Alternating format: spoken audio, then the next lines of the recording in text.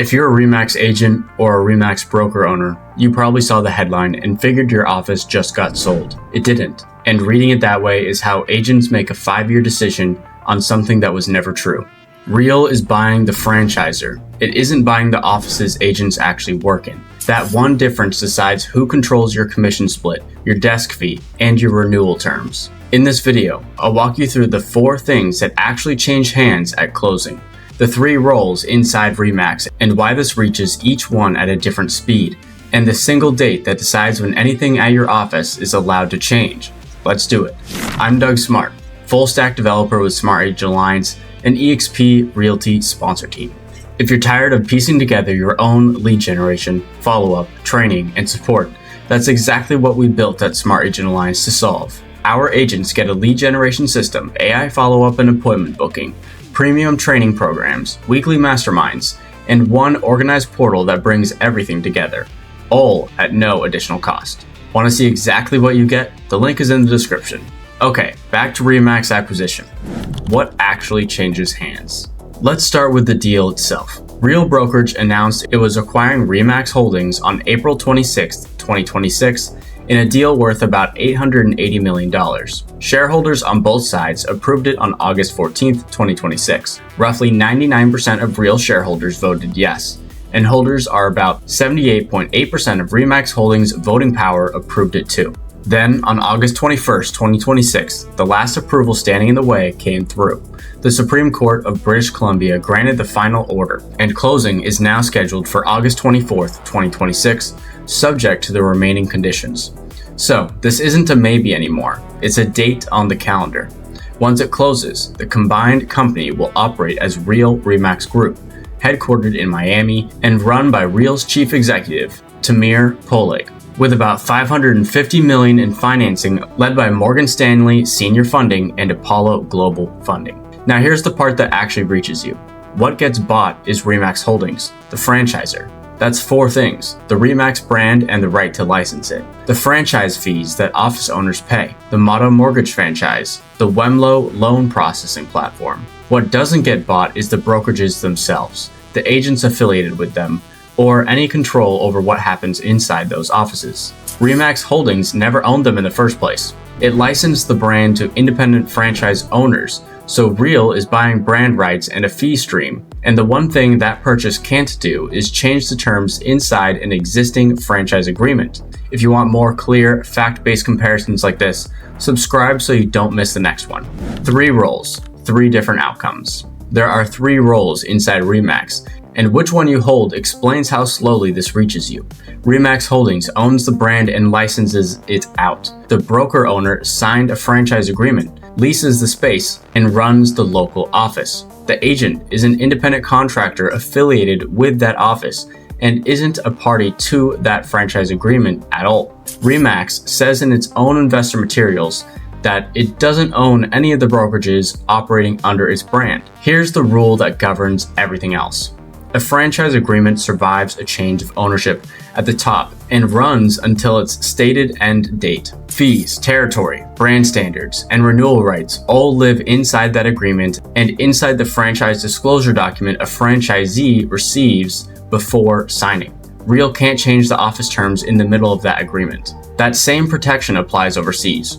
Remax has a presence in more than 120 countries, and those all sit on master franchise agreements with regional operators under their own terms. Integration happens in phases, and no franchisee gets moved automatically onto Rezen, Real's AI tools, or Real Wallet. The agent count you're being quoted. Next, the agent number you keep seeing is probably the wrong one for you.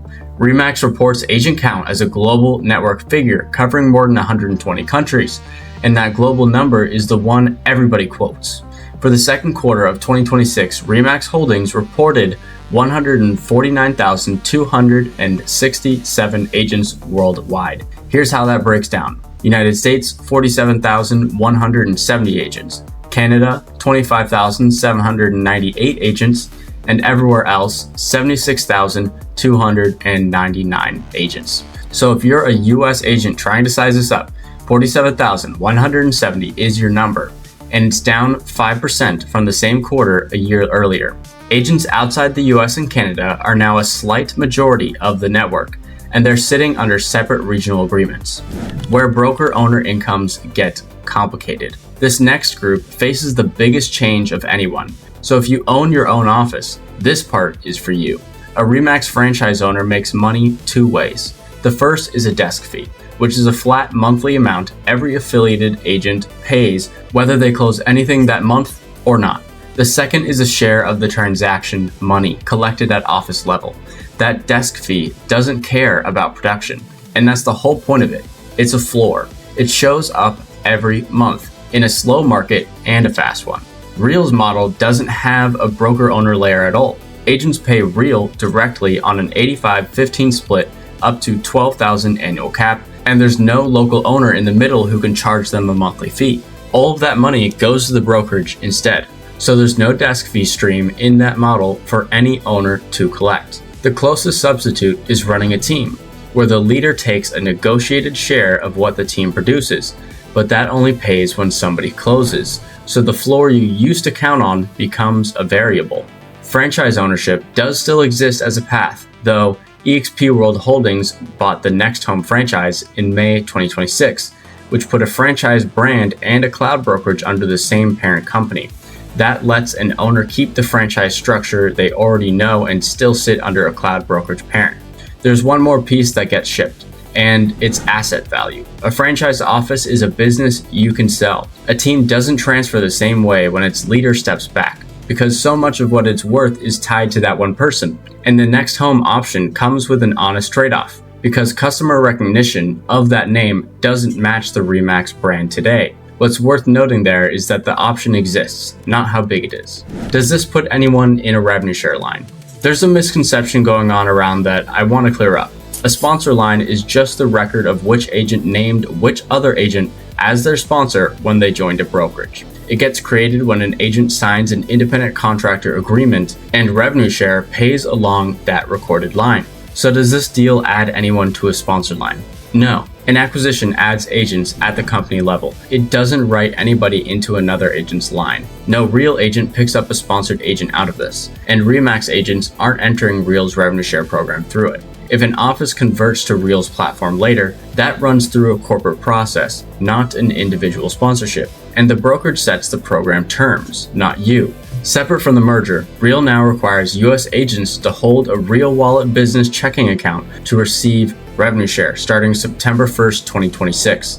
Why this isn't the Compass and Anywhere deal. Big consolidation news tends to get treated as all the same thing, and this one isn't the Compass and Anywhere deal. Anywhere runs brokerages it owns alongside its franchise brands, so part of that network can be moved onto one platform directly. Remax doesn't own any brokerages in the United States, so there's no piece of it that can be integrated without waiting for renewal. The combined Real Remax Group is described as supporting more than 180,000 real estate professionals, but a platform that was built in one place and a platform assembled from acquisitions are two different amounts of work. The dates in the press release aren't the dates that govern you. Franchise renewals arrive on their own schedule, one agreement at a time. The date that actually matters. So here's the date that I promised you. It isn't August 14th and it isn't August 24th because this deal doesn't set your date. It's the renewal date on your office's franchise agreement because renewal is the moment the terms reopen.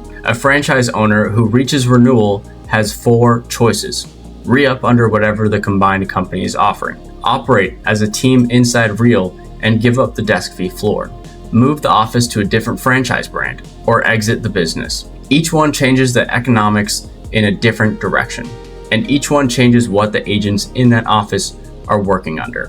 Let's simplify this. Real is buying a brand, a fee stream, and two side businesses. It isn't buying independently owned offices, the agents inside them, or the terms those agents work under. Broker owners face the bigger change because the desk fee income their business runs on doesn't have a direct equivalent in Real's model. And the date that decides your term is your office renewal date, not any date in a press release. If you want a clear overview of eXp and what Smart Agent Alliance provides, watch our 18-minute inside look. The link's in the description. Want the 7 questions to ask before your office renews? Watch this one. For EXP and Remax side by side, watch the other. See you on the next one.